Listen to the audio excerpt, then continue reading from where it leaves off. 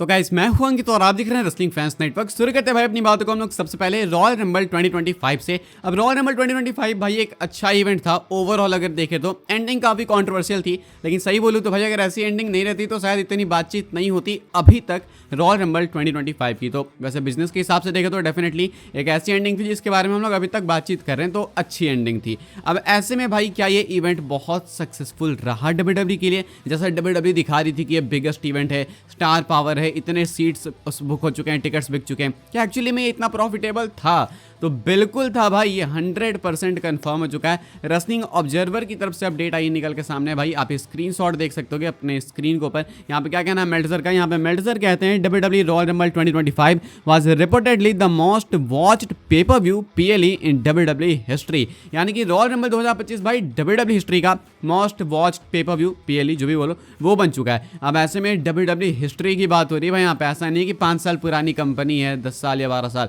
बहुत पुरानी कंपनी है, बड़े बड़े इवेंट्स हो चुके हैं, क्रेजी ऐसे इवेंट। यार ये ऐस बोलने वाली आदत अभी से एक सा लग गई मुझे भाई, क्रेजी इवेंट्स हैं भाई, लेकिन इन सबको क्रॉस कर दिया किसने? रॉयल रंबल 2025 में। एंड इससे मैं शौक भी नहीं होगा भाई, रॉयल रंबल 2025 में कौन कौन था? रोमन रेंस थे, John Cena, Seth Rollins, CM पंक, बड़े बड़े नेम्स भाई।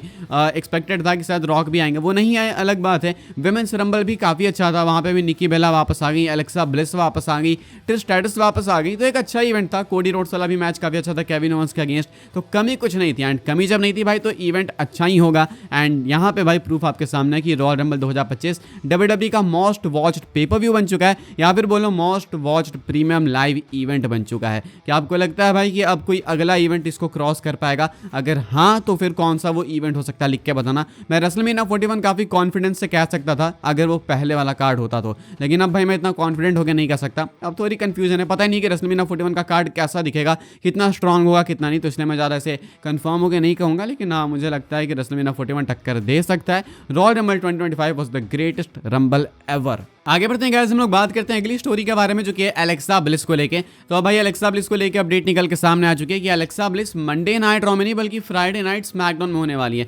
एलेक्सा स्मैकडाउन में होंगी, इसका मतलब है कि भाई वो वाइट 6 के साथ में जाएंगी। वो आई भी थी रॉयल रंबल मैच के अंदर विमेंस वाले रंबल में, तो लिली के साथ में आई थी, वही सेम डार्क कैरेक्टर के साथ में वापस आई थी एलेक्सा। तो अब ऐसे में भाई एलेक्सा ब्लिस के लिए जो डायरेक्शन है वो साफ दिख रही है। लेकिन WWE के क्या प्लान है वो मैं आपको बताता हूँ। WWE रिवाइवल मोड पे जा चुकी है, यानी कि पहले वाइट 6 के साथ बिल्कुल ये फ्रंट फुट पे थे, अब बैक फुट पे आ चुके हैं। वाइट 6 जब आई थी भाई तो डोमिनेट कर रही थी, उसके बाद गलती हो गई इनको नॉर्मल रेसलर्स की तरह ट्रीट करके, एंड अब ये बैक फुट पे आ चुके हैं। कोई इंजर्ड भी है वाइट 6 से, अब एग्जैक्टली कौन है नहीं पता, इसलिए वाइट 6 टेलीविजन से आउट भी है। लेकिन अब क्योंकि एलेक्सा वापस आ चुकी है, शायद अब ये जो स्मैकडाउन का एपिसोड होने वाला है यहाँ पे एलेक्सा प्रेजेंट भी होंगी, एंड यहाँ पे प्रेजेंट होंगी तो आपको आइडिया लग जाएगा कि अब WWE एक और मौका देने वाली है वाइट 6 को। एक आखिरी मौका तो मैं नहीं बोलूंगा, लेकिन एक और मौका देने वाली है। बट मुझे लगता है कि शायद ये मौका कुछ ऐसे वाला मौका है, ऐसा वाला मौका, समझ रहे हो, नीचे आता हुआ। ऐसा नहीं कि WWE बहुत ऊपर होप्स लगा के बैठी है वाइट 6 से। एंड अगर अब यहाँ पे भी नहीं चलेंगे तो देन WWE भाई इस फैक्शन को खत्म करेगी, इनका ब्रेकअप होगा या फिर कुछ भी होगा, लेकिन अलग अलग हटेंगे और उसके बाद एलेक्सा अपने रास्ते, ये अलग रास्ते। तो मुझे ऐसा लगता है कि WWE एक आखिरी बाजी खेलने वाली है एलेक्सा ब्लिस को तुरुप के इक्के की तरह यूज करके। शायद देखना चाहते हैं कि मे भी ये चीज़ वर्क कर जाएगी तो अच्छी बात है, वरना फिर एलेक्सा आपको गॉडेस नहीं तो मिस ब्लिस बनते हुए दिखेंगी। हालांकि आप अब प्रे भी कर सकते हो कि वाइट 6 फेल हो जाए ताकि एलेक्सा ब्लिस अपने पुराने कैरेक्टर में आ जाए। अब आपके ऊपर छोड़ूंगा मैं कि आप प्रे करना चाहते हो वाइट 6 के डाउनफॉल के लिए, या फिर प्रे करना चाहते हो कि वाइट 6 ऊपर जाए एंड एलेक्सा उधर इन्वॉल्व रहे। जो भी आप लिखना चाहते हो कमेंट सेक्शन बिल्कुल खुला, आप लिख के बता सकते हो। आगे बढ़ते हैं गाइस, हम लोग बात करते हैं अगली स्टोरी के बारे में जो कि मैवरिक लोगन पॉल को लेके। रंबल में भाई लोगन पॉल थे, आइसो स्पीड थे, काई सिनेट भी थे अटेंडेंस में, मतलब ये तीनों टॉप के यूट्यूबर्स भाई यहाँ पे थे। लोगन पॉल अब तो इनकी जनरेशन से थोड़े अलग हो चुके हैं, बट स्टिल लोगन पॉल का भी नाम बहुत बड़ा भाई सोशल मीडिया इंडस्ट्री में। अब ऐसे में लोगन पॉल अपने व्लॉग में एक बहुत गजब का मैच पिच करते हैं, वो है Logan Paul versus iso speed versus काई सिनेट WWE रिंग के अंदर। अगर WWE ये मैच बुक कर देती है, बहुत गजब का मैच हो जाएगा भाई। नंबर्स इतने ड्रॉ करेगा कि पूछो मत। आइसो स्पीड की हाइप हम सबने देख ली भाई, 300 मिलियन व्यूज भाई 24 घंटे के अंदर WWE एंड आइसो स्पीड के सोर्सर्स ने मिलकर क्रॉस करें आइसो स्पीड के रंबल अपीयरेंस के लिए। आइसो स्पीड ने जो एक पोस्ट डाली थी भाई जहां पे वो रंबल के बाद इंजर्ड दिख रहे थे, उस पोस्ट पे भाई 1 मिलियन लाइक्स हैं। वो भी मैं ट्विटर की बात कर रहा हूँ, इंस्टा वगैरह की नहीं। तो आइसो स्पीड की हाइप कितनी है बताने की नीड है नहीं। काई सिनेट भी काफी टॉप पे हैं एंड लोगन पॉल चाहते हैं कि इन तीनों का एक ट्रिपल थ्रेट मैच हो, मे बी रेसलमेनिया में, तो बहुत गजब हो जाएगा। वैसे भी फैंस लोगन पॉल को किसी और रेसलर की स्टोरी को खराब करते हुए नहीं देखना चाहते हैं, ना ही कोडी के अगेंस्ट, ना ही सीना के अगेंस्ट, ना ही गुंथर के अगेंस्ट। तो ऐसे में लोगन पॉल किसको फेस करेंगे? सबसे अच्छा होगा भाई कि वो या नहीं तो बैड बनी को फेस करें, नहीं तो आइसो स्पीड एंड काई सीनेट को ही फेस करे। रंबल मैच में एलिमिनेट होने के बाद लोगन पॉल काई सीनेट के सामने जाते हैं, जो अटेंडेंस में बैठे रहते हैं उधर क्राउड में सामने, एंड वो उनसे तू मैमे करते हैं। तो ऐसे में काई सीनेट के साथ तू मैमे भी हुई है लोगन पॉल की। मुझे लगता है कि मे भी हो सकता है कि आने वाले टाइम के अंदर WWE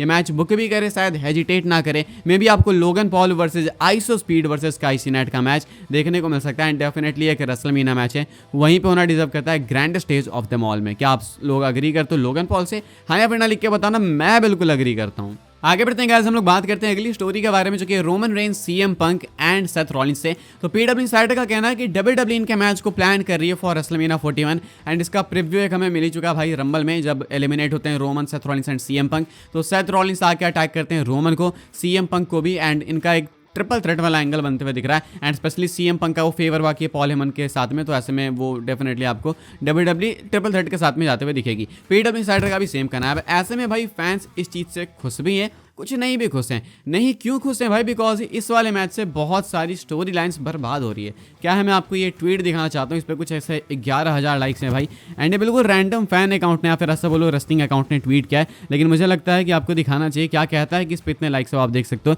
यहाँ पे कहना है इस भाई का, wasting 3 separate solo blood feuds to do a triple threat just so yeet man can have his moment is terrible product. यानी कि इस बंदे का कहना है ट्वीट करके कि भाई अब 3 सोलो ब्लड फ्यूड्स को बर्बाद करो ताकि बस सिर्फ जे उसो कुछ भी कर सके जो उन्हें रेसलमेनिया में करना है, जो आप सोच रहे हो।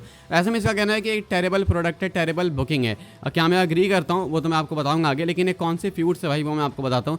Roman Seth Rollins singles match हो सकता था, रोमन पंक सिंगल्स हो सकता था, and Seth Rollins CM Punk definitely singles match हो सकता था। इससे भी थोड़ा आगे बढ़ते हैं, रोमन रॉक आप करा सकते थे, आप करा सकते थे भाई शायद Cody Rhodes and CM Punk का match, and Seth Rollins Gunther का। तो इतने सारे ऑप्शंस थे, इतनी सारी बिल्ड दिखी भी थी, इसके बावजूद ये मैच होते हुए नहीं दिख रहा है। तो ये बंदा इस चीज़ से अपसेट है, एंड 11,000 लाइक्स भाई इनफ है बताने के लिए कि काफ़ी सारे लोग इसके समर्थन में हैं। शायद मैं भी हूँ भाई, अग्री करूँगा मैं इस चीज़ से। कि आप लोग करते हो हाँ या फिर ना लिख के बताना, यार मुझे लगता है कि सही कह रहा है। क्या सोचता है आप इस बारे में? ऑनेस्ट ओपिनियंस लिख के बताना। बाकी खैर भाई हम लोग आगे बढ़ते हैं, बात करते हैं अपनी आखिरी स्टोरी के बारे में, जो कि जे उसो एंड कोडी रोड्स को लेके। क्या ऐसा हो सकता है कि जे उसो गुंथर को चैलेंज ना करके कोडी रोड्स को चैलेंज करे रेसलमेनिया 41 के लिए? हाँ जी, बिल्कुल हो सकता है। अभी कहानी कुछ ऐसी है कि WWE रेसलमेनिया 40 की तरह रेसलमेनिया 41 को भी केओटिक बनाना चाहती है, जो कि आपके सामने आपको दिख रहा है भाई, अपडेट्स वगैरह की इसमें नीड ही नहीं है। अब ऐसे में रेसलमेनिया 41 को भी केओटिक बनाना है तो WWE वाले कुछ काफ़ी कमाल के स्टूपिड डिसीजंस ले सकते हैं, जिससे कि भाई अभी हम जैसे बात करें वैसी बात करें। तो अभी पहले तो प्रेस इवेंट में साफ बोल दिया था जे उसो ने कि वो गुंथर को फेस करना चाहेंगे। उन्हें लगता है कि शायद वो गुंथर को बीट कर सकते हैं, लेकिन हो सकता है कि ये कोडी को बोलेंगे कि भाई मैं तुम्हें चैलेंज करूंगा रेसलमेनिया 41 में। इससे जॉन सीना कोडी का मैच भी रून हो जाएगा, एंड इससे रेसलमेनिया 41 केओटिक भी बन जाएगी। ऑल्सो कोडी जे उसो की थोड़ी स्टोरी भी है, साथ में टैग टीम चैंपियन भी बने, एंड जे उसो का जब सिंगल्स रन स्टार्ट हुआ था तो कोडी ने इनिशियली काफी इनको हेल्प किया था। तो ऐसे में अब इवेंचुअली वो कोडी की टाइटल के लिए जाएंगे, तो ये मैच मजेदार हो सकता है। हालांकि इस मैच में जे उसो के जीतने के चांसेस बिल्कुल नेग्लेजिबल हो जाएंगे। कोडी रोड्स जे उसो से नहीं हारेंगे, एंड शायद ये कोडी की पहली टाइटल डिफेंस होगी जहां पे मैं कोडी को सपोर्ट करूंगा कि bro let's go retain the title. लेकिन अगर जे उसो एंड गुंथर का मैच होता है तो बहुत प्रेडिक्टेबल मैच होगा, एंड सबको मालूम है कि जे उसो जीतेंगे। वो भी कितनी कमाल की बात है भाई कि हम इतने इजीली कह सकते हैं कि जे उसो गुंथर को बीट कर देंगे, लेकिन कोडी को नहीं। तो एक्चुअली में टेरिबल बुकिंग है भाई, गुंथर को देखो कहाँ जे उसो को देखो, लेकिन स्टिल हम कॉन्फिडेंट हैं कि जे उसो गुंथर को बीट कर देंगे। क्या सोचता है आप इस बारे में कमेंट करके बताना। एंड ये वीडियो अगर आपको पसंद आई है भाई तो वीडियो को लाइक करें, शेयर करें, सब्सक्राइब करें चैनल को, ताकि आने वाले टाइम के अंदर आपको और भी सही WWE की news information time to time जानने को मिलते रहे, सबसे पहले जानने को मिलते रहे। फॉलो कर सकते हैं आप लोग मुझे इंस्टाग्राम एंड ट्विटर पे, लिंक आपको मिल जाएगा डिस्क्रिप्शन में। ज्वाइन कर सकते हैं व्हाट्सएप चैनल को, उसके भी लिंक डिस्क्रिप्शन में। मिलूंगा मैं आपसे अगले वीडियो में, तब तक के लिए good bye, thanks for watching.